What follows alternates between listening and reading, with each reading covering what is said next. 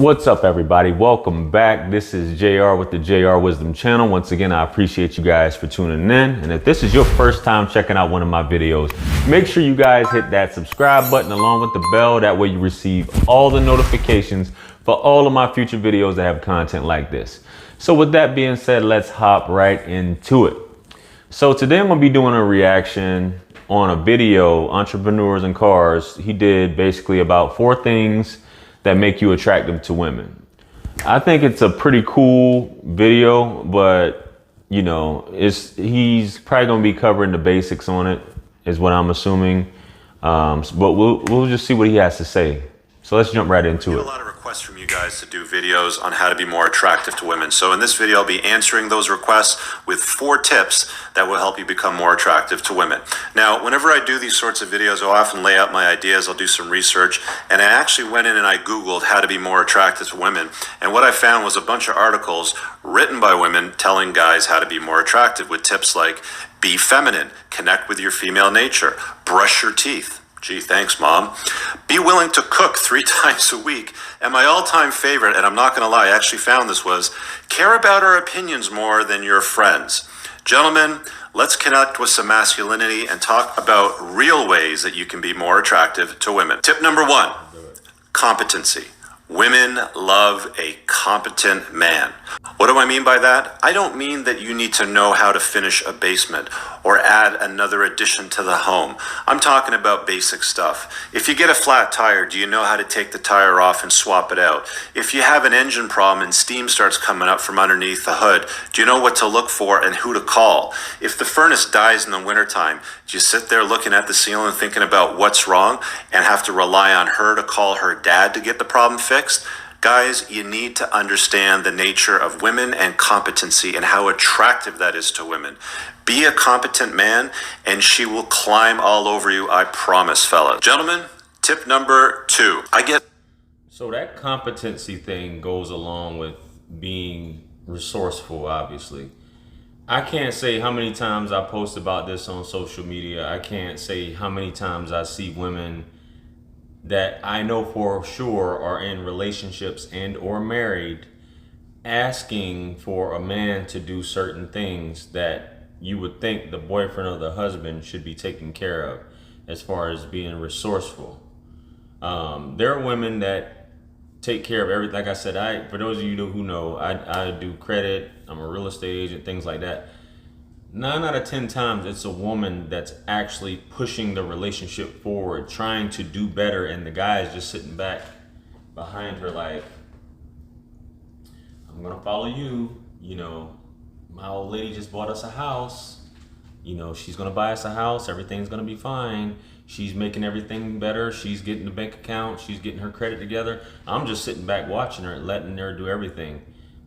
She's making the move. So I just can't see myself in that aspect, just following a woman's lead and just looking confused as hell, not knowing what the hell's going on and just waiting for her to make a move. I see this, it is so common, so common.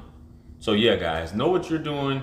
If there's an issue and you're in a relationship, I'm saying in a relationship, not just, you just don't be a yes man trying to impress a woman by doing things for her. Meanwhile, she's got Jody at home that's not doing anything. This is a woman who you're actually in a relationship with, not just some random woman. So as far as this becoming attractive, you know, a man should already be able to take care of, and if a woman can see this, that you're able to take care of these things on your own, she can automatically assume that you would do the same thing for her should y'all ever be married, which leads back to security and things like that.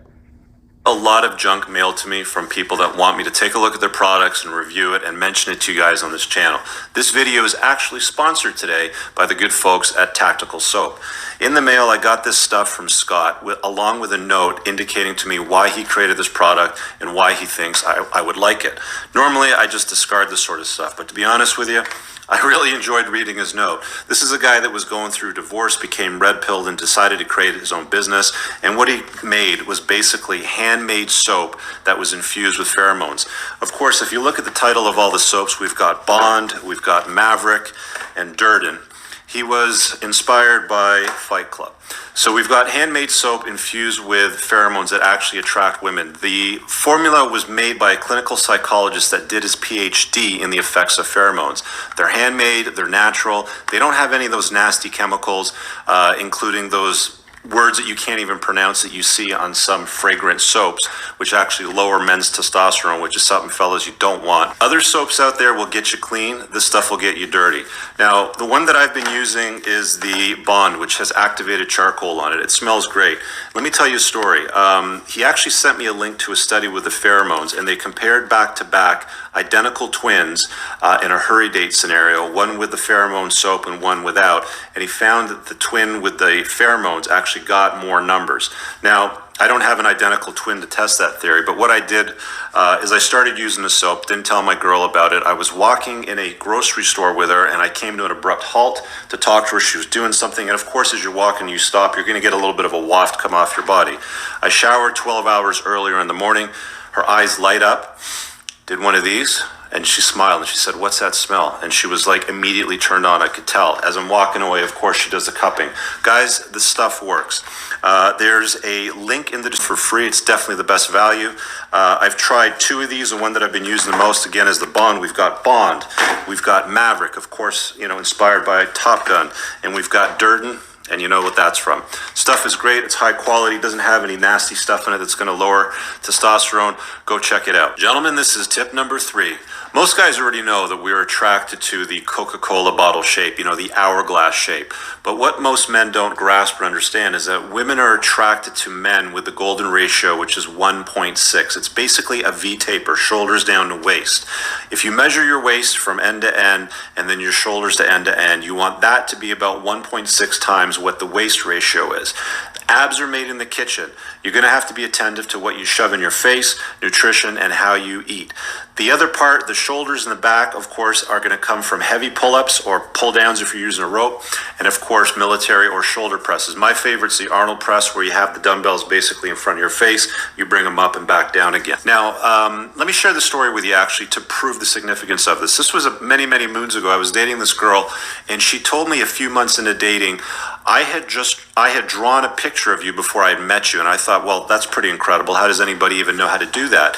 But it wasn't a picture of me. What she told me was after the first date, when I had walked away, she was looking at my back, and I had her locked down from that because of that V-taper. She pulled out this picture that she drew, which was a silly cartoon of a guy with a swimmer's body, the V-taper. You don't want to be the awkward bodybuilder or the skinny dude. You basically want to aim for the swimmer's body, which will bring you to the classic 1.6 attractiveness ratio that women look for.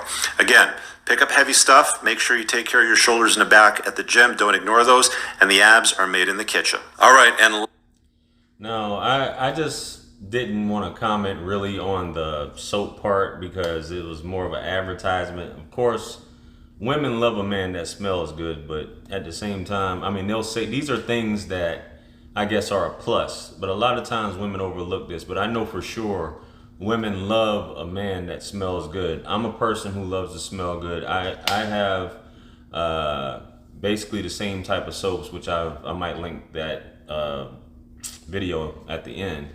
But I do use pheromones as well. I have a spray that I use. I don't have the soap like you just showed in that video.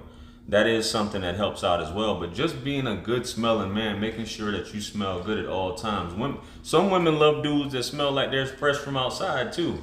You got that manly smell from outside, but I know when you just, depending on the setting that you're in, if you come across a woman, you have natural pheromones from your sweat and things like that, but this spray is just without you having to sweat and perspire, to emit these pheromones. It's just on you. And I know for a fact it works because I've gotten comments and things like that in reference to me wearing it. So I typically try to wear it every now and then, or when I'm going out, for sure. But on what he's talking about in terms of the V-taper, obviously, as far as aesthetic goes, this is what women are looking at. They're looking at broad shoulders. You always hear women say, tall, dark, and handsome. They're looking for that broad shoulder look, that strong chest, and they're not looking for the blubber around the waist, even though some of these women say they like teddy bears and stuff. they're looking for a man with a tapered waist, even though we're not necessarily saying a six-pack, because you can have a tapered waist without a six-pack. You just can't have a Dunlap going over. And I think traditionally, I think when he's talking about that ratio, there is a ratio, I believe, if I'm not mistaken, and I don't even, it's not even a ratio. Whatever your height is, your waist in inches should be half of that. So if you're 70 inches, your waist should be about 35, roughly. So you can do the math from there. That's just what I heard somewhere around those lines. It shouldn't be over that. I don't know, you can always go less, which I know there's a lot of bodybuilders who got super tiny waists, even down to like a 32, 30, for somebody that's like 6 foot, they have a 32, 33 inch waist, which is, you know, but maybe I may be off. This is just something I heard. You guys can correct me if you want on this video, so don't jump down my throat about this. So, but yeah, building the shoulders, you working out your shoulders and doing presses, I think that that's some of the basic things you can do. I do a lot of pull-ups because I know the back basically reinforces everything else, and the more you work out your back, the less, you know, you're kind of humped over, or you see guys hunched over, or their posture when they're standing up, their posture is like this or whatever, or like they'll hold their head up but their back is still hunched. So, you know, you want to have that straight ahead forward, and almost as if you're looking like a string is pulling your chest up from the sky. So when you're looking up, you know, you want to walk in with your shoulders back like you're confident. But anyway, let's move on.